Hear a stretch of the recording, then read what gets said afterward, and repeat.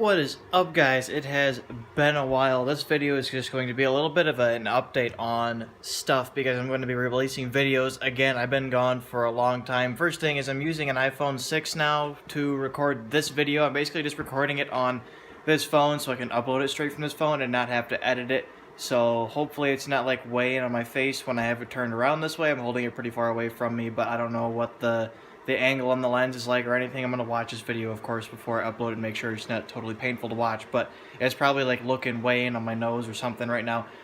But this will also be a good, chance to test the phone out and see if it is a good alternative in case something happens to my camera or I need multiple shots at the same time or something, or for live streams potentially in the future. So let me know what you think of the iPhone 6 video quality. But yeah, I've been gone for quite a while, what's kind of sad, and I was joking around with him about this the other day, but, Aaron from 802 Garage went on his whole road trip thing, and he's uploaded more videos, significantly more videos in the last, 2 months than I have, and he's been driving around the country most of the time. But I'm going to be uploading this video and then getting caught back up on other stuff. I've had a lot of other things going on, plus working on projects and trying to get things finished. And I've got a lot of things stacked up, but I finally knocked out probably the biggest one, and I'll be giving you guys like a little sneak peek of that here soon. But next couple videos are going to be stuff on the PT Cruiser. Some of you have already found out that the car is gone. You'll be able to figure out exactly what happened to it. I pulled the engine, scrapped the car, it's totally gone. I have bought 2 new cars, or new vehicles, not new, but new to me, since the last video I uploaded. One's a new daily, one is sort of a flip project. It needs like timing chains put on. I bought the car for $300 and it just needs timing chains, and it's like a brand new car practically. The thing's in such good shape, so I'm probably gonna tighten up the front suspension on it and do a couple of things to it just to make it basically as nice of a car as possible, and then give it to my brother as his first car. So you guys will be seeing both of those cars at some point. And then this behind me, those of you who watch 802 Garage have seen this in a couple of his videos and his Instagram stories as well. This is going to be a project once some of my other projects are knocked out. This thing has some pretty bad frame rot that I'll show you guys in a video later on, but that's going to be sort of my second winter project because I've got my first one basically knocked out already, which I'm going to talk about in a second. But yeah, 2 new cars, and then this one has returned. This one's been in the family since it was new practically, so this isn't a new car, but it has, you guys have never seen it. It hasn't been in our garage since I started doing YouTube videos, so I'll show you guys more of this later. Grand Dam is still here. There it is, it still leaks. Basically, the 3.4 engine is such a piece of junk, especially once you start getting up in the high miles. This thing's found a way to leak out of literally every possible gasket related to coolant, and now it's leaking out of both the timing cover and the intake manifold gaskets. Coolant is just pouring out of both of them. So, the 2 most difficult coolant related gaskets to replace are the ones that went out at the same time, because every time I would fix a leak, it would just bring a new one somewhere else. So I'm going to be doing that at some point. I don't think I'm going to record any of that or film any of it unless you guys really want to see it, because I don't even really know what I'm doing. That engine's kind of stupid the way it's put together, because mini rant here. Valve covers don't belong bolted to intake manifolds. Alright, that's just wrong. That's not how it's supposed to work. They're supposed to be, I can't even show you guys that yet because I don't want to show you guys too much of that thing, but they're not supposed to be bolted to your damn intake. That's just messed up. I don't even understand why that happened, and it was to save space, but it's just stupid. Anyway, rant over. Let's see, is there anything else I can talk about aside from I've been gone for a long time, and videos coming out soon. I got one completely done and edited and everything ready to upload after this one, so I'll probably wait a day or 2 and then upload that. I got 2 videos that are like halfway finished editing wise. There's a lot of time-lapse stuff in them, which takes a long time to go through, especially on my slow dinosaur computer that I'm still using. So it might be a couple days before they're done, but I'm trying to knock out 1 a day. I'm basically going to try to finish editing 1 video a day and then upload every 2 or 3 days. That way I can get all of them completely edited and be caught up now that my big project is finished. And I guess that kind of brings me to one of the main reasons I have been gone for so long is because I've been working on the Dakota. Those of you who follow my Instagram have seen some of the sneak peeks of it, but I'm not going to tell you guys what my Instagram is in this video just because I want it to be sort of a surprise for you. But those of you who do follow me have seen the surprise, I guess, already.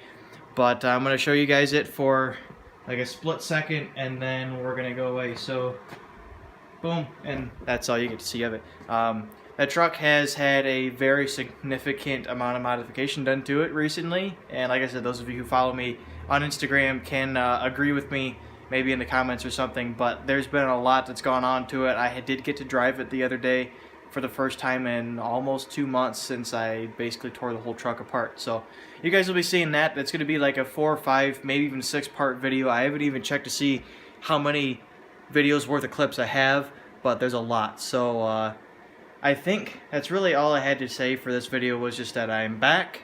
I'm going to be uploading regularly again, and I guess I'll give you guys a quick little mini tour of the garage.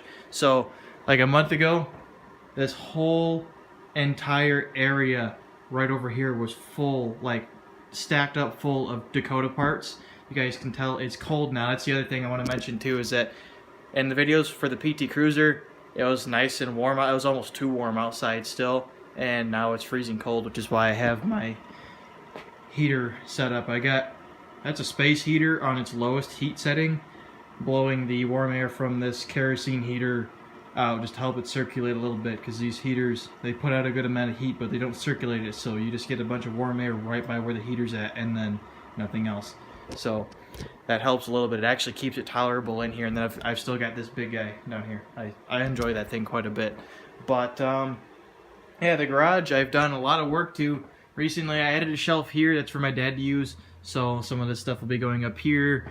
I've been kind of just clearing stuff out, threw a bunch of trash away, and then of course I got my big shelf up there. I moved lights around. This one right here used to be over there somewhere, and then I left that one there, and then things were just, no, I had both of them up here. These two big ones were up here, and then that one was not there, obviously.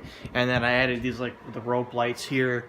I want to get those Harbor Freight ones. They're like regular bulbs where they kind of hang down, and then hang those up along my rafters up here, and then if I have extra I want to put some there, and then I want to put them underneath of this here. But this garage's electrical system is like really shot. This thing's got an old, like a literal fuse box. I don't have the fuse that I blew out when I put that space heater in, but if I can climb up onto the back of the truck, we might be able to get up in here and at least show you the box itself.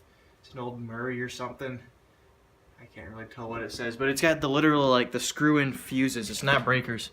So this summer when it's not freezing cold outside and I don't need anything to heat or light that much with, because it'll be getting dark at 9 p.m. when it's summertime, I'm going to be putting a breaker box up there and rewiring a lot of the electrical in the garage, because it's pretty shot. I can't even run that heater on max because I literally burned out an entire circuit on that breaker, or not the breaker box, a fuse box, trying to run that space heater on high for a little while. So that's a big no-no, I found out, and I'm not going to be doing that anymore. That's why I run it on low. But yeah, a little tour of the garage. I did buy a giant, I guess it's not giant, it's actually pretty small, but I bought a wood burning stove. I got this thing, and then I also bought one of those through wall kits that's going to be mounted basically where that hole is. That's where I'm going to be putting it.